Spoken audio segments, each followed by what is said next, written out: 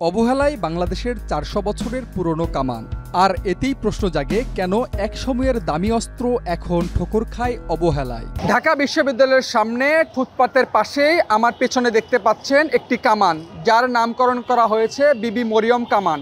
এটি শুধু একটি কামান নয়, বরং এটি মুঘল সাম্রাজ্যের সামরিক শক্তির প্রতীক। মুঘল সাম্রাজ্যের ইতিহাসের সাক্ষী বিবি মরিয়ম কামান ১৭০০ শতকের মাঝামাঝি সময়ে নির্মিত হয়েছিল বলে ধারণা করা হয়। এই লোহার কামানের নামকরণ করা হয়েছে বাংলার সুবাদার শায়েস্তা খানের কন্যার নামে। কামানটি বর্তমানে ঢাকা বিশ্ববিদ্যালয়ের সামনের সড়কের ফুটপাতের পাশেই অবস্থিত। ঢাকা ইউনিভার্সিটির এই যে কামানটা, এই কামানটার নাম হচ্ছে বিবি মরিয়ম কামান। এই কামানটার একটা জোড়া ছিল, সেটার নাম হচ্ছে কালেখা।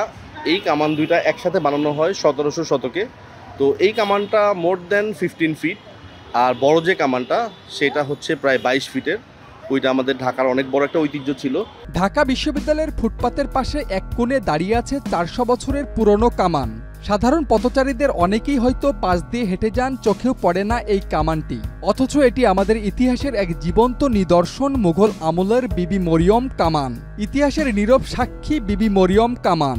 বহু প্রজন্মের ছাত্রছাত্রী এই কামান পেরিয়ে হেঁটেছেন, কেউ খেয়াল করেননি, কেউ বা দাঁড়িয়ে একটু চোখ বুলিয়েছেন।